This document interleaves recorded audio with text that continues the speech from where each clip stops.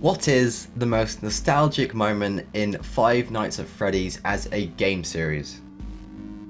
This is a question that is very subjective to the viewer itself. The way I like to think about it is that because Five Nights at Freddy's is such a long and extensive series, you know, it's 2023, it started almost a decade ago, which is almost mind-boggling to believe. But there's several ways I like to think about this. There's kind of three sections of players.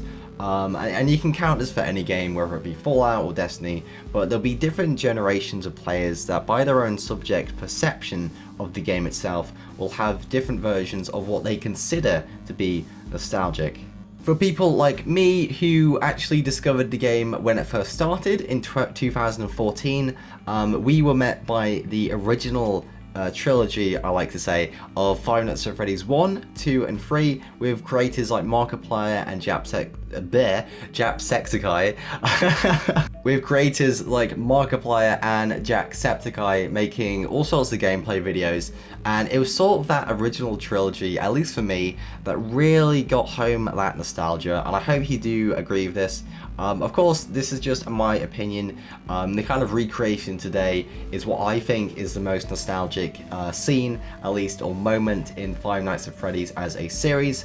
This will be different for everybody, so if you disagree with me and you think there's something else that is the most nostalgic or the most memorable in your opinion, then please say so in the comment section below. So the aim of this video in general is a fun little build exercise that I've been thinking of for a while, and there was actually a few comments that kind of inspired me to do it, because a few months ago I did a video recreating the Stage 1 animatronic kind of mini game from FNAF 3, and that kind of spurred me to kind of think about, like, what more can I do? Because of course you've got the original trilogy of games like FNAF 1, FNAF 2, and FNAF 3, which for me held the most nostalgic moments, being so far in the past, what, like 2014, 15, 16, what have you. So from that, I've decided what my most nostalgic moment in Five Nights at Freddy's, at least for me, is. So what I'm going to do, I'm going to make a brief cinematic for you folks all to enjoy, and honestly, I've worked quite a bit on this. It was quite finicky to pull off, but I do hope you enjoy it. And of course, like and subscribe. But enough about me blabbering on, let us get into this cinematic experience, and I hope you like it. Hi.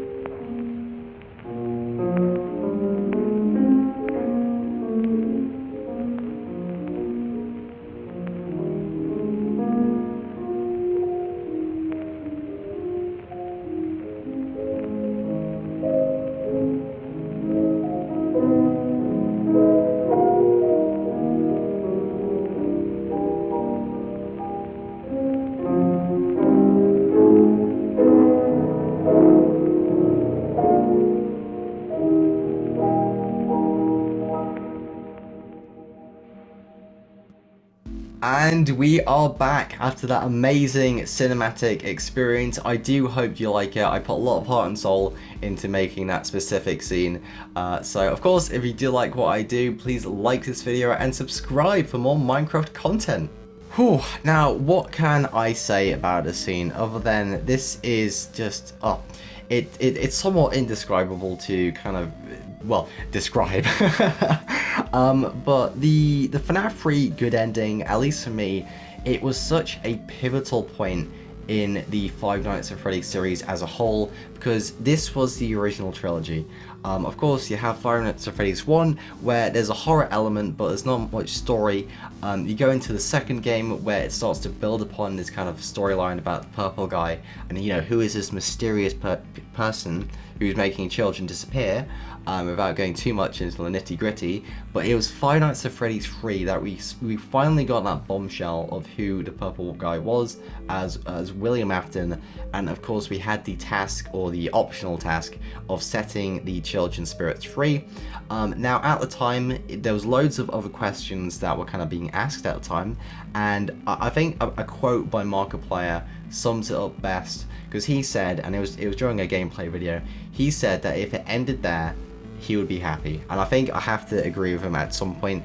Like, this would have been the perfect endpoint, at least for that stage. I'm not saying that the games after it were complete trash. I actually have very fond memories of FNAF 6 and of course FNAF 5, I think it is, with Sister Location.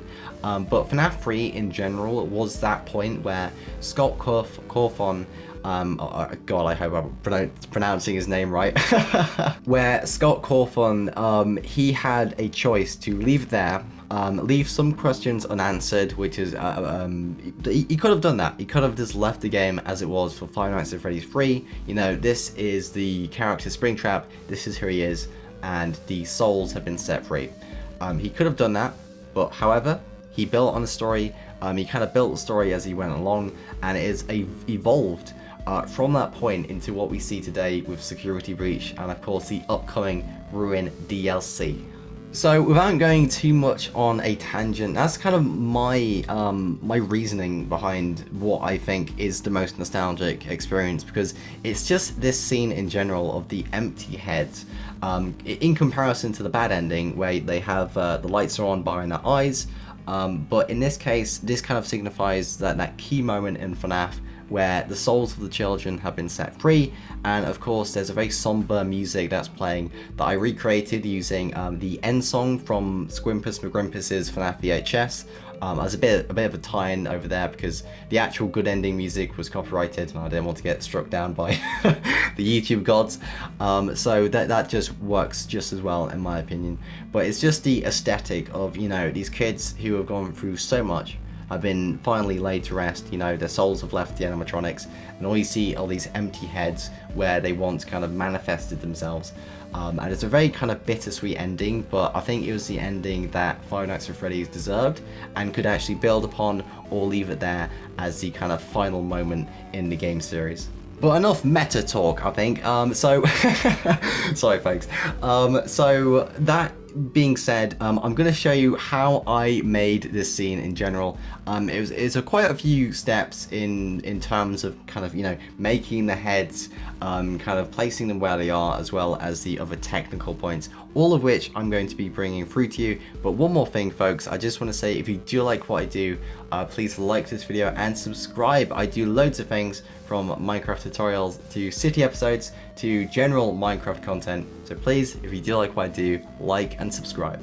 So the first question you're probably asking yourself is, Wasabi, how did you actually model the heads themselves? Don't you need to make a body for that? And my dear viewer, you could not be more right. So flying over the design yard over here, we have all of the models which we have actually taken from. So for those who don't know, because of the FNAF movie trailer that was recently released, I have made a series making all of the characters as seen in the trailer. Now of course this series isn't done yet, so there's plenty of other characters like the puppet to be made and whatnot, but the main take back from this is that the main movie animatronics are virtually identical to the FNAF 1 animatronics, with some various kind of color changes and texture iterations and what have you. But the important thing is I've finished all of the models that are shown in the FNAF 3 good ending. So what I essentially did is, using the models I have here, because I've kind of got like an archive of everything I built on the server, which is another rabbit hole I won't I won't dare go into. So using a structure block, I actually sized out the heads like so, just kind of fitting them in the box like so, 12 by 12 by 17? Yeah, that'll do. So this is a bit of a rough representation of what I did. I kind of shaped out the heads in this little box for the structure block to save, and then I pasted them along. So this is like the first step I did in general. So I copied Foxy's head, Chica's head, just ignore Ruin daycare attendant over there. I also copied Bonnie's head as well as Freddy Fazbear's head over here. So the first step of this is potentially done. Well, I say potentially, it generally is done. I've saved all of the heads and I've kind of pasted them all the way back over there. So I think without flying over and boring you, we'll get right over there. Okay, so we are back at the kind of main stage, so to speak, for the kind of next step. So what I did after kind of copying the heads is, of course, I pasted them all down. Now, each time I pasted them, I kind of had to remove all the features that weren't shown on the good ending screen because, you know, given context, these are basically the mask heads, or rather the kind of shell that is put over the endoskeletons. So they wouldn't have had things like their ears, which are kind of connected to the endoskeletons themselves. So it's very kind of the broad head structure of the animatronics themselves. Of course, you can see this during Freddy. You know, his ears are missing, and you know, so it's Foxy's and Bonnie's. The only person who doesn't have ears is, of course, Chica, but she is, of course, missing her bottom beak, which for some reason was part of the endoskeleton. I'm not the manufacturer here, so. So given that, the next step was just to kind of slightly adjust the faces in general. Now for Bonnie and Chica, that was pretty much said and done. I could have rotated the face in terms of angles. I could have made it kind of go back, let's say about 10 degrees this way, but it looked so janky. I just thought it looked better if it was just kind of facing forward, because you know how Minecraft is. It is quite difficult to make very tiny curves using the blocks themselves. It only really works if it's during a really large scale, like a dome or a cathedral or anything like that. So these two are basically kind of done already. The main difficulty lay into these two. Now for Foxy, I had to kind of move his jaw this way a bit more extreme compared to Freddy, who has a slight kind of move to this side with the jaw kind of appendage, so to speak. And of course, the last step in general for the shaping of the heads was removing the eyes, because of course the children have been set free. There is no lights behind their eyes, so it's just a hollowed out void, which I've used using black concrete and of course black carpet. So all that really needs to be said now is the technical element of this scene recreation. Now, in terms of technicalities, my first step in this regard was using light blocks. So if I turn this, well, the time option to midnight, you may notice that there is a bunch of light sources around there, but no light block, and that is semi-true, because I am of course using light blocks. So for people who don't know, this is a great way to kind of light something if you don't want to have anything seen. So let's say you're making a spotlight, but you don't want people to see where the light's coming from. You could use some very fanciful play with light blocks like so, kind of put them all over the face like so, and it kind of looks like the spotlight is coming up from the heavens themselves. Obviously the moon is not making the spotlight, please ignore that. But in general, this was a great way for just general kind of lighting in terms of that effect, because when you look at the scene, there's a general spotlight being cast on each kind of character, from Freddy Fazbear to, of course, Bonnie the Bunny. Now, our next step in that regard was making the floor for the scene itself. Now, given as this was made in Click Team Fusion, I believe, please correct me if I am wrong, there was a very kind of plasticky, oily texture that was on the floor itself, and I chose light grey terracotta as a texture to kind of represent this. I did go through a variety of materials like stone, light grey concrete, but it was this kind of a bit more texture in the light grey terracotta as a block itself, so I decided on that as this sort of floor that would hold the masks themselves. The last step. Now, let me tell you, this was a annoying bit of what do I call this? Behind camera magic. That's what I'll say. So if I look up, you'll be able to see the stars and the moon, as I've said previously. Now, my idea was that I would lower the render distance to such a degree that the stars themselves would not be able to be seen. Now, that was a very foolish idea, because once I actually realized that you could see the stars behind the masks, I had to erect this massive black concrete wall, and just to see how big it is. This took a hefty 30 minutes to do, by copying and pasting and what have you, because so sometimes when you're kind of filling up things on super flats, they can get a bit weird and wacky. It'll just say, you know, you can't place that there when you can. So it was quite challenging making this backdrop, but again, it's a lot of it isn't the kind of creative modeling in terms of making the scene. It's rather the kind of environment around the scene itself, making sure it's just perfect.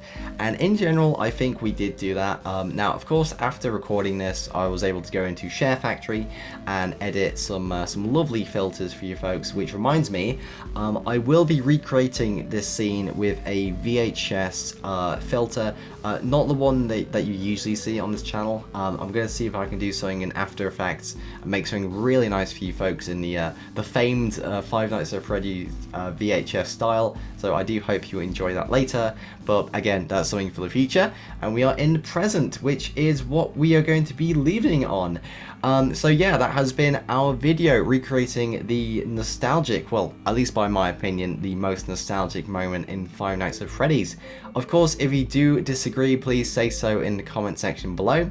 My name has been Dr. Wasabi. I wish you a most pleasant good evening. I do hope you enjoyed this video. This was a great build for me to make, and I do hope you enjoyed it. I bid you a most pleasant good evening, and of course, as always, God bless.